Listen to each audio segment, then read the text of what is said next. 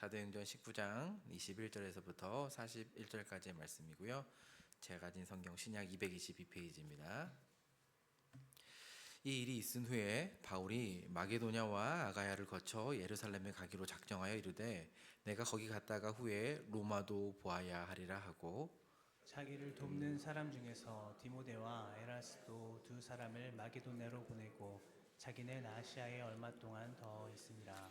그때쯤 되어 이 도로 말미암아 적지 않은 소동이 있었으니 즉 데메드리오라 하는 어떤 은장색이 은으로 아데미의 신상 모형을 만들어 직공들에게 적지 않은 벌이를 하게 하더니 그가 그 직공들과 그러한 영업하는 자들을 모아 이르되 여러분도 알거니와 우리의 풍족한 생활이 이 생업에 있는데 이 바울이 에베소뿐 아니라 거의 전 아시아를 통하여 수많은 사람을 권유하여 말하되 사람의 손으로 만든 것들은 신이 아니라 하니 이는 그대들도 보고 들은 것이라.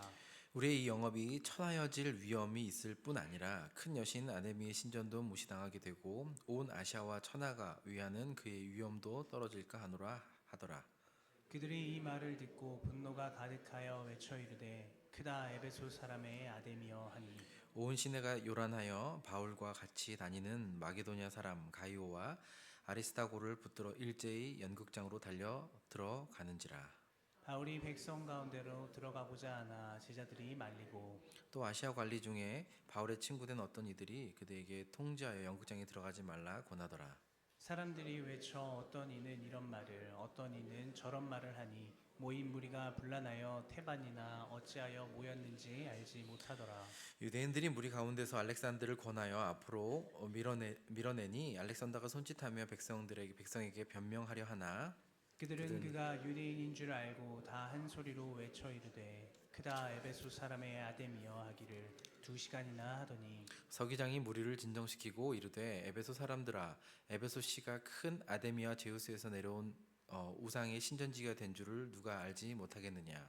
이 일이 그렇지 않다 할 수 없으니 너희가 가만히 있어서 무엇이든지 경솔이 아니하여야 하리라. 신전의 물건을 도둑질하지도 아니하였고 우리 여신을 비방하지도 아니한 이 사람들을 너희가 붙잡아 왔으니 만일 데메드리오와 그와 함께 있는 직공들이 누구에게 고발할 것이 있으면 재판날도 있고 총독들도 있으니 피차 고소할 것이요 만일 그 외에 무엇을 원하면 정식으로 민회에서 결정할지라. 오늘 아무 까닭도 없는 이 일에 우리가 소요 사건으로 책망받을 위험이 있고 우리는 이 불법 집행에 관하여 보고할 자료가 없다 하고 우리 41절 함께 읽겠습니다. 이에 그 모임을 흩어지게 하니라. 아멘. 오늘 말씀을 이제 좀 길긴 한데 이 말씀으로 폭동과 혼란 속에서도라는 제목으로 함께 우리 하나님 말씀 나누도록 하겠습니다. 현대인들이 사실 그 좀 어려운 피하고 싶은 두려움들이 좀 여러 가지가 있을 텐데요. 참 견디기 어려운 요소들 중에 대표적인 것 두 가지를 좀 생각해 보면은 저는 첫 번째는 지루함이 아닐까 싶습니다. 지루함. 우리 여기 계신 분들이 그렇게 느끼실지 모르겠지만 많은 사람들이 특별히 이제 평범한 일상들을 되게 지루해하는 경향이 오늘 현대인들에게 있다고 합니다. 일상의 반복적인 삶이 뭔가 가져다주는 그런 평범함 대신에 특별하고 재미있고 흥미로운 것들을 이제 추구한다는 거죠. 지루함에 관련된 책을 하나 읽다가 이런 글귀가 있어서 좀 발췌해 봤는데요. 지루한 거는 죽기보다 싫다. 이 평범함이 너무나 두렵다. 사람들 사이에 섞여 있는 그저 흔한 한 남자가 된다는 것. 중요하거나 의미 있는 것들을 결코 해본 적이 없는 사람이 된다는 것. 그럭저럭 인생을 살아가는 것이 너무나 겁신하고 죽을 만큼 두렵다.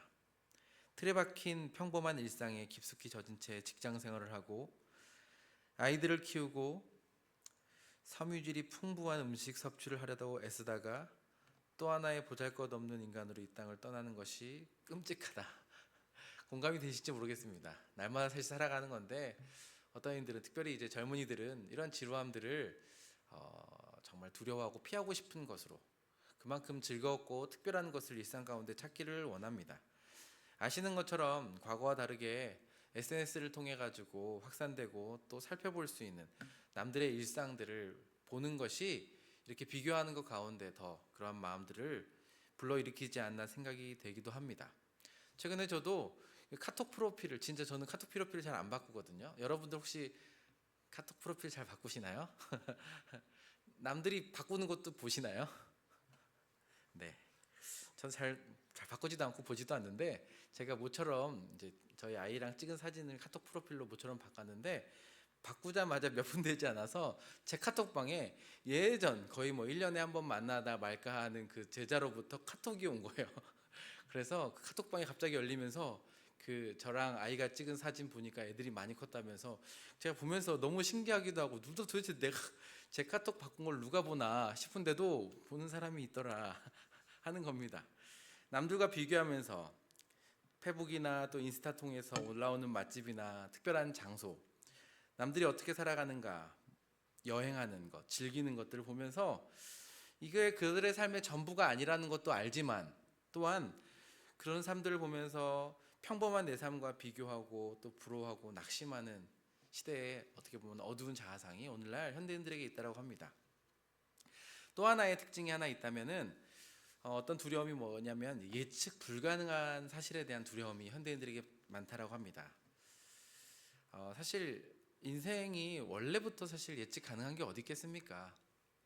내일 일을 모르고 살아가는 게 인생인데 사실 조금 시대적인 차이들도 있는 것 같습니다. 저희 부모님 세대만 하더라도 또 여기 계신 분들 중에서도 예측 그 전쟁과 전쟁 후에 정말 극심한 가난과 또 산업화 도시와 경제가 개발하는 이런 시대 가운데 정말 예측 불가능한 시대들을 정말 몸으로 버텨서 살아오신 분들이 또 계시지 않습니까? 하지만 그 다음 세대인 MZ 세대 그리고 또 알파 세대들 우리 자녀 세대들은 그런 혼돈이나 혼란함 어려움과 불안함보다는 우리 부모님들이 우리 할아버지 할머니들이 그렇게 눈물과 땀 위에 이렇게 사실 일궈놓은 그 터 위에서 예측 가능한 삶을 살아오지 않았습니까? 우리 자녀들만 하더라도 또 저만 하더라도 학교 학원에서 지도해 주는 대로 이제 따라가면 되고 또 대학 가고 취업하고 나름 안정적이고 예측 가능한 시대를 살아오다 보니까 특별히 사실 오늘날 현대인들이 이런 예측이 불가능한 것을 되게 두려워하고 어렵다라는 이야기를 하는 겁니다. 예측 불가능한 일을 두려워한다는 것은 다른 말로 하면 내 삶은 예측이 가능해야지만이 안전하다를 사실을 믿는 것이기 때문에 내 삶을 결국 내가 통제할 수 없는 것을 이제 두려워하는 건 아니겠습니까? 그러니까 어른 세대들이 청년 세대들이나 젊은 세대를 보면은 그런 얘기 가끔 하지 않습니까? 요즘 젊은 친구들은 요즘 청년들은 끈기가 없다, 패기가 없다, 도전 정신이 없다, 뭐가 없다, 다 없다. 하지만 청년들 얘기 들어오면은 도전하려면 기반이 있어야 되는데 그것이 있어야 시도해 볼 수 있는데 이런 생각으로 접근하다 보니까 결혼도 가정도 중요한 건 알지만 그걸 이루려면은 예전 우리 부모님들이나 또 믿음의 선배들은 일단 시도해 보고 또 이렇게 가정도 이루고 결혼도 하고 만남도 했는데 요즘 청년들은 돈이 있어야 또 집이 있어야 할 수 있다라고 이렇게 얘기들 합니다. 저희가 지금 청년들과 함께 그런 가정과 결혼과 연애에 대해서 이야기하는데 우리 청년들이 그런 얘기들 하는 거예요. 자기 부모님들이 어떻게 만나서 결혼하게 되셨는지를 이렇게 얘기해 주면서 한결같은 공통점을 발견하게 되는데 그게 뭐냐면 우리 청년들의 부모님들 뭐 여기 계실 수도 있을 것 같은데 우리 청년의 부모님들은 한결같이 속아서 결혼했다. 그렇게 속아서 결혼했다는 거예요. 속였다. 뭐 할 수 있었는데 아무것도 없었다. 다 속아서 결혼한 거예요. 생각해 보니까 아무것도 없었을 때 그냥 패기 자신감 하나만으로 그렇게 또 가정을 책임지며 살아왔다 우리 부모님들. 하지만 우리 청년들은 그렇게 살아갈 수 없다는 거죠. 준비도 돼 있어야 되고 갖춰야 되고 서로 맞아야 되고 그러기에는 또 지금 내 삶을 포기하기가 너무 아까운 그러다 보니까 참 예측 불가능한 일들이 우리 다음 세대들이나 청년 세대들에게는 참 두려운 일이겠다라는 생각을 해보게 됩니다. 제가 지금 얘기했던 두 가지 어떻게 보면은 이 지루함 또는 예측 불가능성 우리가 요즘 읽고 묵상하는 사도행전은 앞서 말씀드렸던 현대인들이 두려워한 요소들이 가득한 책 아닙니까?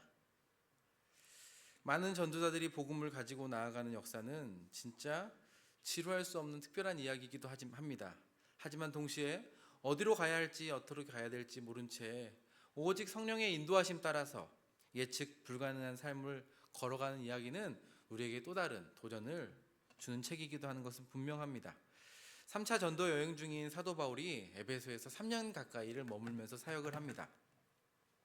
에베소에서 사역을 하는 동안 크게 두 가지 사역이 중심적으로 이루어지는데, 하나는 제자들을, 믿는 무리들을 따로 떼서 두란노 서원을 통해서 그들에게 가르치고 또 믿는 무리들을 세우는 일을 하고 있습니다.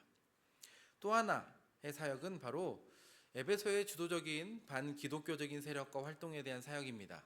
대표적으로는 마술과 또 아데미 신전에 관한 사역이 있습니다. 이 19장이 전반부에는 이 마술에 대한 사역들을 어떻게 다루고 있는지, 또 우리가 오늘 읽은 본문은 아데미 신전에 관한 사역들, 그러니까 당시 에베소에 팽배했던 그런 문화적인 또 반기독교적인 사상들을 어떻게 기독교적인 복음이 전파될 때에 그 일들이, 변화들이 일어나는가를 다루고 있습니다.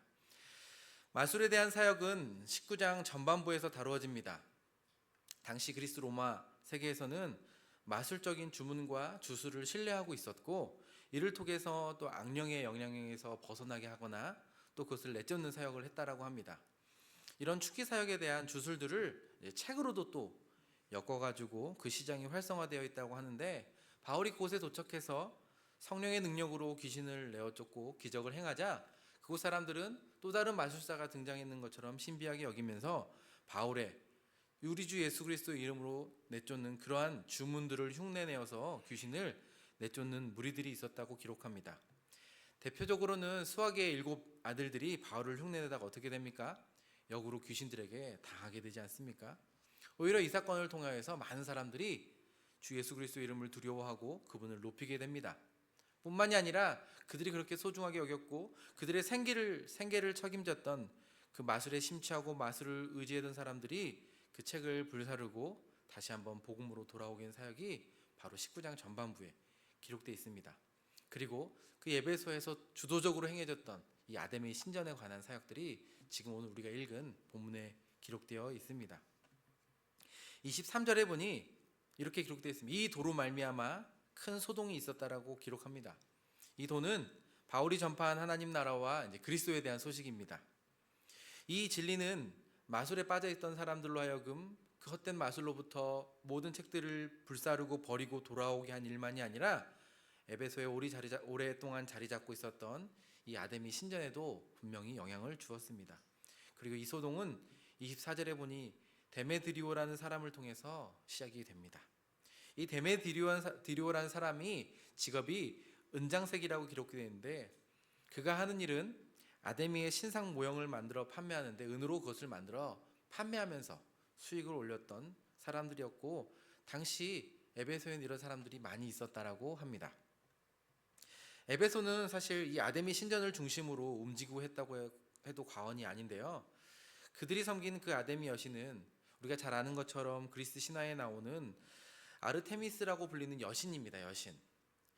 이 여신이 다산과 번영, 풍요를 주관하는 신입니다.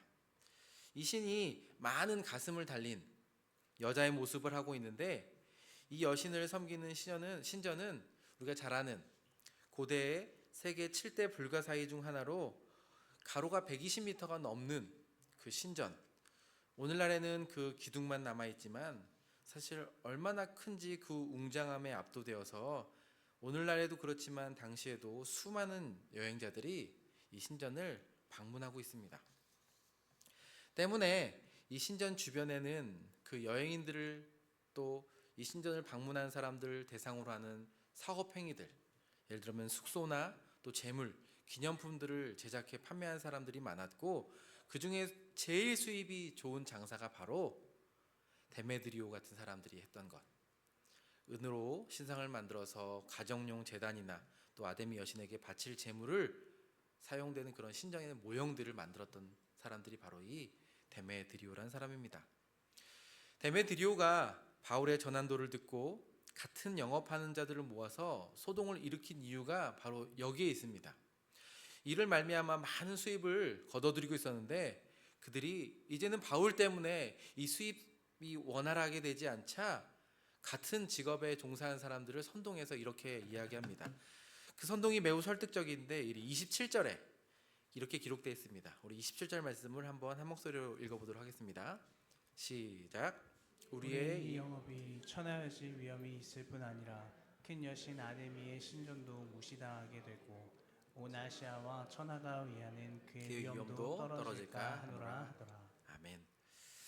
당시 에베소는 아시아의 로마라고 할 정도로 곳곳에 사실 다른 나라에도 이 아데미 신을 섬기는 나라가 많았기 때문에 에베소 사람들은 자신들이 이 아데미 신을 섬긴다는 것, 이 신전의 관리자로 여겨진다는 것에 대해서 매우 큰 자부심을 가지고 있었습니다.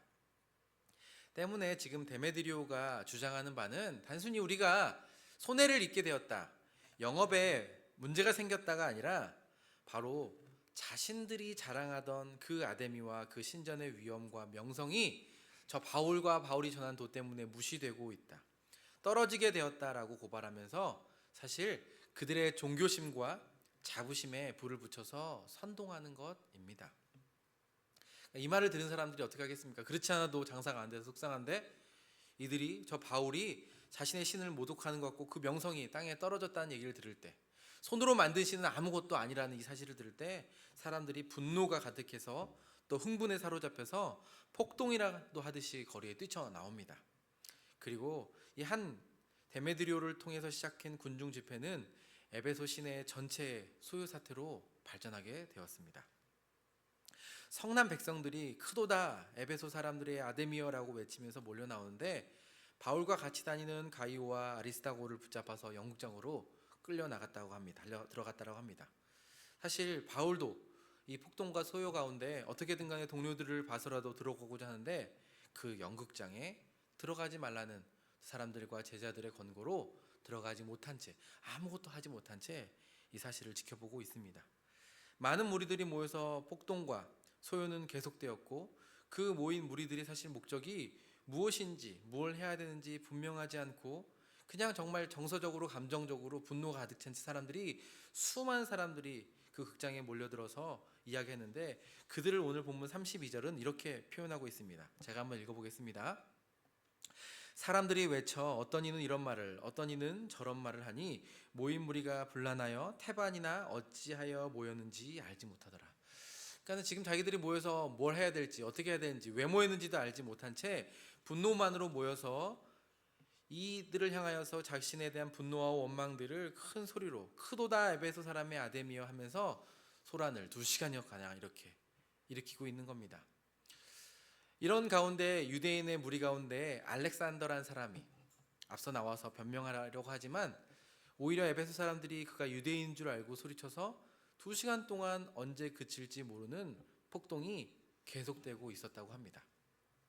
사실 저도 특별한 기회에 이제 에베소를 가보게 되었고 여기 그 원형 극장에 가보게 되었습니다.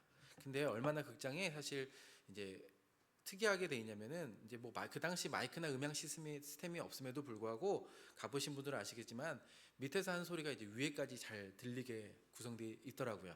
그래서 밑에서 박수 치면은 위에서 박수 쳐도 들리고, 그런데 수만 명이 거기에 모여서 사실 이렇게 크도다 아데미의 신전과 여신을 찬양하는 것과 폭동이 일어났을 때 그 앞에 과연 누가 설 수 있겠는가? 얼마나 이 폭동이 요란스럽고 두려웠는가 조금이나마 상상해 볼 수 있었습니다. 과연 이 폭동은 어떻게 멈춰질 것인가? 이 소요는 어떻게 그쳐질 것인가 기대하고 있는 찰나에 이 소동을 멈춘 것이 바울이 아닙니다. 하나님의 특별한 개입도 아닙니다. 유대인 알렉산더도 아니고 누가 등장합니까? 바로 서기장이 등장합니다.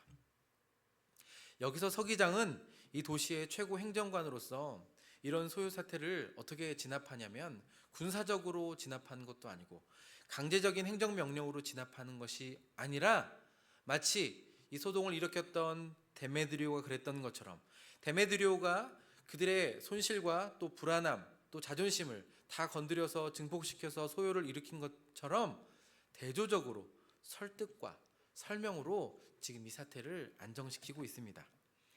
그가 어떻게 안정시키냐면 이 에베소가 얼마나 특별한 도시인지를 먼저 언급합니다. 그리고 우리가 얼마나 특별한 사람들인지를 이야기합니다. 즉, 이 에베소 시민들, 에베소 사람들의 정체성을 이야기하는 건데요.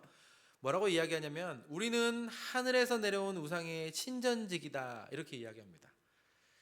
사실 데메드리오는 바울이 이 손으로 만든 건 아무것도 아니다라고 이렇게 주장했던 것과 대조적으로 우리는 하늘에서 내려온 우상의 신전을 맡은 청지기들이다라고 하면서 그들의 특별한 사명을 일깨워 줍니다. 그렇기 때문에 이렇게 감정적으로 흥분하고 분노하고 경솔하게 해서는 안 된다라고, 이 성전지기에 합당하게 해야 된다라고 이야기하는 것 같습니다. 그리고 특별히 바울과 그 무리들이 신전 물건을 훔치지도 않았고 우리 아데미 여신을 비방하지도 않았는데 이렇게 붙잡아서 정식적으로 할 수 있으면 고발과 고소해서 법적으로 다루라고, 오히려 이렇게 소요를 일으키면은 불법 집회로 여겨져서 책망받게 될 거라고 설명하면서 어떻게 합니까? 마지막 41절에 그 모인 무리들을 정말 깔끔하게 해산시킵니다. 정말 이 대목에서는 아멘 하고 싶습니다. 사도행전을 묵상하면서 우리가 깨닫게 되는 사실이 있다면 복음이 확산되고 증거되는 과정에 두 가지 반응, 이 복음을 정말 믿음으로 수용한 사람들도 있지만 또 반드시 그렇지 않는 사람들도 등장한다는 사실을 우리는 알고 있습니다. 정말 이 진리가 선포될 때에 거짓이 떠나가는 역사를 또 경험하기도 하지만 매번 그렇게 떠나가지도 않는 것 같습니다. 우리의 기대와 예상과 다르게 진리가 선포되는 곳에 데메드리오나 이 에베소 시민들처럼 그 진리를 완강하게 거부하고 또 폭동을 일으키며 거짓으로 주장하고 선동하고 오히려 우리들을 당황시키게 하는, 혼란하게 하는 일들도 빈번하다는 사실을 가르쳐 줍니다. 예측이 불가능하고 또 기대할 수 없는 그 현장 한복판으로 들어가는 것, 그것이 바로 복음을 소유한 사람들의 일상이라고 가르쳐 주는 것 같습니다. 근데 한번 생각해 보십시오. 만약에 오늘날에도 예수 믿는 사람들에게 이러한 일들이 정말 너무나 빈번하게 발생한다면, 특별히 오늘날처럼 누군가에게 피해 주기를 극도로 꺼리는 시대 가운데 나와 내가 전한 복음, 우리 교회가 이야기하는 진리로 말미암아 누군가 분노하고 자신의 영업에 손실이 일어나고 화가 나고 마을이나 시 전체가 분노하고 폭동과 소요가 일어난다면 여러분, 누가 이러한 삶을 살 수 있겠습니까? 저희가 여기서 하남 지역에 교회가 있는데 저희가 복음 전하고 또 예수 믿는다고, 이 예수 믿는 도를 전한다고 사람들이 막 소득이 떨어지고 막 우리 종합운동장에 다 모여가지고 예수 믿는 사람들을 막 교회를 비난한다고 생각해 보십시오. 얼마나 당황스럽습니까? 이것이 일상이라면 얼마나 두렵고 떨리겠습니까? 그런데 오늘 사도행전은 그런 일상에 있다 없다가 아니라 우리에게 예측 불가능하지만 도전적인 이러한 삶을 지향하고 추구할 수 있는 이유를 설명해 줍니다. 우리 인생에 이런 일이 많이 일어나진 않겠지만 우리가 예수를 믿는 대로 또 그 말씀대로 그 진리 안에서 살아갈 때 생기는 수많은 폭동과 소란과 어려움, 고난과 핍박과 내 인생이 내 뜻대로 되지 않음에도 불구하고 우리가 그 길을 걸어갈 수 있는 것은 바로 이러한 예측 불가능한 일상 속에서도 일하시는 하나님이 계시기 때문입니다. 아멘입니까? 말씀을 묵상하면서 저는 그런 기대가 있습니다. 사실 많이 봐왔던 말씀인데요, 어떻게 결과가 나는지도 알지 않습니까? 특별히 이런 에베소를 바울이 얼마나 사랑하고 소중하게 여기지 않습니까? 그가 다시 예루살렘으로 돌아갔을 때 이 에베소를 기억하면서 에베소 장로들과 만나기 위해서 정말 에베소를 너무 방문하고 싶은데 에베소에서 방문하지 못하고 그 밑에서 장로들과 함께 눈물로 제회를 하는 곳도 바로 이 에베소 아닙니까? 근데 저는 이 본문을 묵상하면서 그런 기대를 해봤습니다. 정말 바울이 앞서 기적과 능력을 행해서 많은 사람들을 잠잠케 했듯이, 특별한 능력을 바울을 통해서 보내주셨듯이 이 아데미 신전 앞에서, 이 폭동과 소란 앞에서 하나님께서 바울을 통해서 어떻게 탈출하게 하실까, 이런 기대를 하면서 읽었습니다. 그런데 아무런 일도 일어나지 않았습니다. 심지어 41절을 딱 읽고 덮으면 바울 도대체 뭐하고 있었나 싶습니다. 바울 어디 갔어 바울? 이런 질문 들지 않습니까? 이런 폭동과 시위 가운데 정말 바울은 뭐하고 있습니까? 데메드리오가 멋진 연설로 사람들의 마음을 사로잡아서 폭동을 일으킬 때 사실 여러분 연설하면 누굽니까? 연설하면 또 바울 아닙니까? 근데 그 바울 어디 갔습니까? 그 멋진 원형 극장에서 그 사람들이 모인 그곳에서 한마디로 그들을 사로잡을 수도 있는 게 바울 같은데 도대체 바울 어디 갔습니까? 자신의 동료들이 잡혀갔는데 어디서 뭐하고 있죠? 차라리 어디 가서 기도하고 있었다라고 써 있으면 제가 위로라도 되겠는데 뭐 하는지는 모르겠습니다. 심지어 이 사건을 누가 해결합니까? 예수와 전혀 상관없는 서기장이 이 문제를 수습하고 있지 않습니까? 이런 폭동과 혼란 속에서 문제 해결되는 과정을 보면서 우리는 다시 한번 알게 됩니다. 이 모든 문제를 해결해 가시는 분이 바울이 아니라 바로 우리 하나님 아버지이심을 깨닫고 그분께 다시 한번 집중하게 됩니다. 사도행전은 사실 처음부터 제자들이 오순절에 임하신 성령으로 말미암아 증인으로 또 그 증거하는 삶을 살아가는 기록들입니다. 때문에 자칫 우리는 이러한 역사들을 보면서 증인된 사람들에게 관심을 끌리는 것이 사실입니다. 이 예수의 복음을 전하면서 바울이 어떻게 일하는가, 바나바가 무슨 일을 하는가, 베드로가 어떤 일을 하고 있는가. 그런데 사도 바울은 이 에베소에서 이 사역들을 정말 한마디로 설명해 주는 한 말씀이 하나 있는데요. 그게 몇 절이냐면 20절 말씀입니다. 우리가 읽은 바로 앞절의 말씀인데 우리 한 목소리로 한번 19장 20절을 읽어보도록 하겠습니다. 함께 읽겠습니다. 시작. 이와 같이 주의 말씀이 힘이 있어 흥왕하여 세력을 얻으니라. 아멘. 에베소에서 수많은 사역, 두란노 서원에서 말씀을 가르치고 또 마술과 아담의 신전의 모든 일들을 다루면서 여러분 주어가 무엇입니까? 주어가 말씀입니다. 이와 같이 주의 말씀이, 이와 같이 바울이 힘이 있어서 흥왕하여 세력을 얻은 게 아니라, 이와 같이 베드로가 디모데가 아볼레가 아니라 주의 말씀이 주어입니다. 주의 말씀이 힘이 있다라는 말은 힘차게 나간다는 것을 이야기합니다. 흥왕한다는 것은 계속 성장하고 영향력이 자라간다는 겁니다. 세력을 얻다는 것은 지속적으로 강해져 가고 있다는 겁니다. 우리의 눈에 보이는 폭동과 소란과 혼란함 가운데이지만 성경은 분명하게 주의 말씀이 힘차게 성장하고 있었고 지속적으로 강해지고 있었다. 바꿔 말하면 주의 말씀이 계속하여서 점점 더 많은 사람들의 영혼을 지배하여 압도하게 되었다라고 기록하는 것입니다. 위로가 되지 않습니까? 주의 말씀이 머물 때, 그 말씀이 살아계신 인격으로 우리에게 말씀하실 때 우리의 일상은, 그렇게 평범한 걸 두려워하는 우리의 일상은 비범한 일상을 마주하게 될 것입니다. 그 말씀의 일하심을 기대할 때 예상할 수 없는 상황과 이 폭동과 소요, 혼란, 이런 문제 가운데서, 이런 불예측성 가운데서도 우리는 이 하나님의 일하심을 기대할 수 있을 것입니다. 말씀을 준비하면서 생각난 그 한 인물이 있습니다. 여러분 한번 들어보셨을 것 같은데 현대 선교의 아버지라고 불리는 윌리엄 캐리입니다.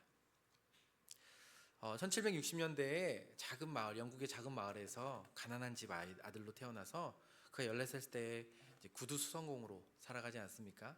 그런 그에게 정말 하나님의 은혜로 구원의 은혜를 깨닫고 하나님께 이렇게 기도합니다. 나를 보내소서, 나를 사용하소서. 이런 어린 소년 윌리엄 캐리에게 꿈이 있는데 그 꿈이 뭐냐면 세계 복음화가 마음에 사로잡힙니다. 그래서 그가 한 일이 뭡니까? 벽에 세계 지도를 걸어놓고 그 세계의 대륙, 섬, 인종, 종교, 그런 왕국을 연구했다라고 합니다. 그리고 탐구하고, 그리고 마침내 그 당시 영국에 대해서는 적대감을 가지고 있는 이제 인도를 향해서 선교의 길로 나아갑니다. 1794년에 인도에 도착한 그는 정말 수많은 노력으로 인도의 복음화를 위해서 했었다고 합니다. 방언으로 번역할 뿐만 아니라 복음을 전파하고 학교를 세웁니다.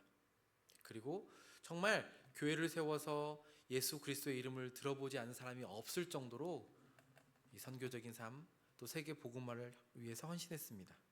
그렇게 7년 가까운 세월 동안 헌신했는데 몇 명이 예수를 믿게 되었을까요? 한 사람도 믿은 사람이 없었습니다. 오히려 한 명도 개종시키지 못했는데 그 기간 동안에 5살 난 아들과 아내가 그곳에서 목숨을 잃었습니다. 하지만 그럼에도 불구하고 그는 여전히 이 복음과 하나님 나라를 전파하고 교회를 돌보았습니다.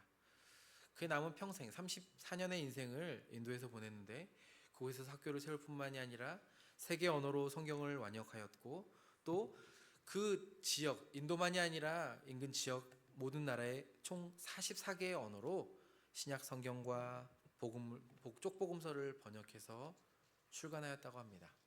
그가 70세에 좀 넘어서 이제 하나님의 부르심을 받았는데 그가 인도 가운데 세례를 준 사람이 600여 명, 그리고 수많은 교인들이 사실 그를 통해서 하나님 나라를 경험했다라고 합니다. 이 윌리엄 캐리에게 그 마음에 품은 한 가지 말이 하나 있는데 이게 제가 여러분과 나누고 싶은 말입니다. 그가 사실 너무나 비범한 삶을 살아왔고 그에 비해서 결과적으로는 인도와 또 중국과 수많은 곳에 복음을 전했지만 그가 수많은 좌절과 또 절망 가운데서도 포기하지 않는 유일한 이유가 있었는데 그가 이렇게 이야기합니다. 아마 한 번쯤 들어보셨을 것 같은데 하나님으로부터 위대한 일을 기대하라. 하나님을 위하여 위대한 일을 시도하라. 이 말씀을 붙잡고 그의 삶을 정말 하나님을 위하여서 기대하고 시도했다라고 합니다. 말씀을 마무리하면서 여러분과 두 가지 저격점을 나누고 싶습니다.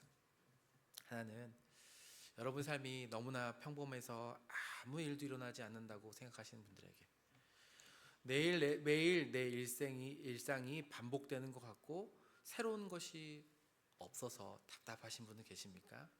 이 말씀 앞에서 이 그리스도와 하나님 나라와 이 복음에 여러분의 인생과 또 이 말씀 앞에 여러분 삶을 한번 조율해 보시길 바랍니다. 분명히 여러분의 일상이 달라질 것입니다. 나 자신에게만 채워지는 일상이 아니라 하나님 나라와 하나님의 뜻을 구하는 일상으로 말미암아 여러분의 그 평범하고 지루해 보이는 일상이 비범한 것으로 바뀔 것입니다. 또 한 분에게는 혹시 이러한 일상을 살아가는데 정말 예측 불가능한 상황 가운데 계신 분들 계십니까? 오늘 바울이 경험했던 폭동과 소란함처럼 혹시나 이 변화무쌍한 내가 정말 하나님 뜻대로 살아가는데도 불구하고 마주하게 되는 이 상황이 혼란스럽고 이해가 안 되시는 분 계십니까? 그런 분들에게도 동일하게 권면합니다. 여호와의 말씀이 흥황하고 또 강하여진 것처럼 이 폭동과 소요 속에서도 하나님이 일하고 계시는 것처럼 고난과 또 이해 안 되는 그런 상황 가운데 여러분의 눈을 들어서 하나님께서 일하고 계심을 주목할 수 있게 되기를 주님의 이름으로 부탁합니다.